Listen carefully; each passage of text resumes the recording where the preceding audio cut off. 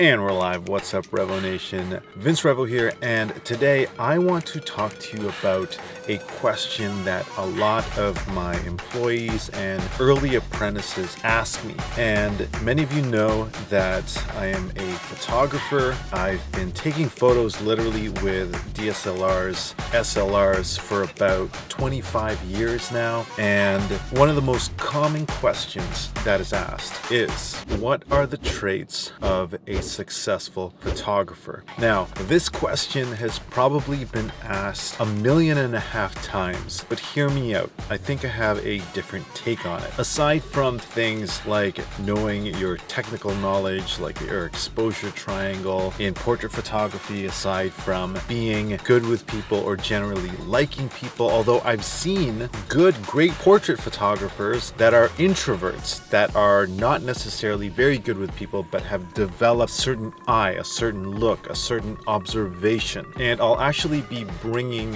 one of the most award-winning creative photographers on the channel so you guys can kind of pick his brain and ask questions on how he sees things. And that's where I want to go to. Aside from all the technical knowledge, obviously decent management skills, someone who's patient when going through lots of different photos, especially these days where you don't just have a few shots, you might have a few hundred, or in some cases a few thousand shots. You really have to have the patience to cull through the work and go through the mundane things. Someone who's professional, obviously, someone who shows up on time, someone who takes the work seriously, and someone who pays attention to detail. That's very important. But aside from all of those things, one of the key things that makes a really good photographer or really good cinematographer, videographer is something that I've noticed across the board, something that different personalities have. Someone may be an extreme extrovert, someone may be extremely conscientious or not conscientious, or an extreme introvert, but there's this one thing, and I'm getting to it. I know you guys like, just say it already. The one thing is they have this eye, and an eye, a perspective that is very different from other people. And sometimes, I try to teach this to my apprentices. I try to teach this with people that are coming in, new employees. However, it takes a lot of time because this particular look, to be able to see things in a different way, to be able to look at a backdrop and to be able to know which focal length I'm going to use, which aperture am I going to use in this particular instance, what lights am I going to bring in? Am I going to use natural lights? Am I bringing in external lights in this situation? How many external lights am I bringing? 2 at the back, 2 at the front? How am I going to set it up? Am I going to butterfly it? Am I going to backlight them? Am I going to hit them directly from behind? How high is the light going to be? Is it going to be down low, mid? What's my shutter speed? All of these from the technical side, right? Understanding the technicality of photography and videography, and then understanding composition, understanding lighting, and then putting all that together, seeing something manifest, seeing something different, a different perspective that other people might not see. And that's what truly makes a good photographer. I'm not talking about a mediocre photographer. There's millions of those out there, but a truly gifted photographer, right? Someone where their clients look at the work and they think, wow, that is a work of art. There's some photographers who are very technical. There's some photographers who will take the exact same shots over and over and over and over again. And don't get me wrong, those photographers who can deliver a product and replicate that over and over and over again is something that is very valuable. I've seen, some of my mentors who are extremely good at just doing the same thing over and over and over and over again. However, me personally, I'm not that type of artist. I like variety. I like things that are different. And because of that, I like to look at different perspectives, whether it's a different pose or whether it's using a focal length in a way that may be abnormal.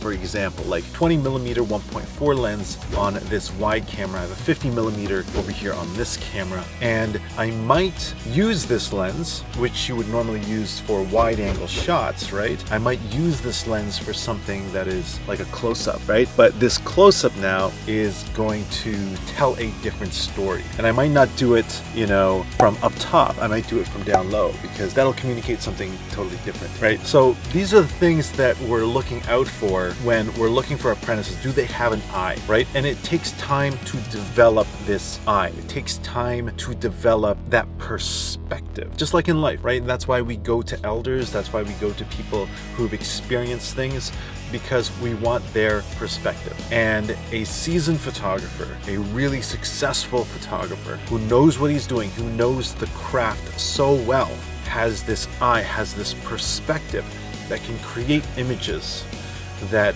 you might not have thought of, that the regular person would not have thought of.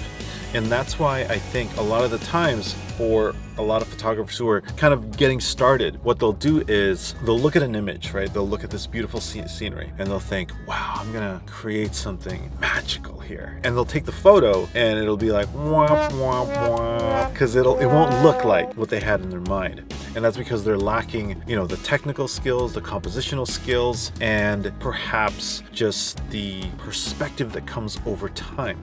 I've seen photographers who've been shooting as long as I have who really haven't developed that perspective. And the question becomes, why? Why haven't they developed that gift or that skill level that somebody else might have developed? Well, the answer is this: because they just haven't challenged themselves enough. In photography, in order to advance, in order to get better, you need to challenge yourself. You need to push yourself. Kind of like when you're working out, right? You want to build big muscles. And in order to do that, you need to challenge those muscles. You need to make sure that they're getting more weight. You need to make sure they're progressively overloading. You need to make sure that you're working the different parts of the muscle, right? You're working the front, the side, the back. And when you do this, the muscles will respond, the muscles will grow. And a lot of the times, photographers will stay in their zone. They'll stay in their comfort zone where they're like, okay, this is where I am, this is where I like to be. And because of that, they never get here. Or this is what I've always done, and this is what I'll continue doing, and they never progress. And that is why some photographers kind of stay in this plateau where they never really advance, because they don't challenge themselves. And either they don't challenge themselves compositionally, artistically, they're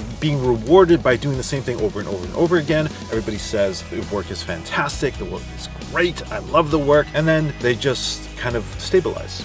You just plateau because that muscle in your brain, that gift, that perspective is not being challenged. Well, I hope that you got some valuable information from this. If you have even just a little bit, make sure to subscribe, because we make videos that are designed to get you to the next level. I know this one's more artistic, but if you're a photographer, videographer, that's something you're interested in, leave a comment down below and let us know some of the things that you think make a great and successful photographer. I love you, I respect you, and conquer the world. Until next time, bye for now.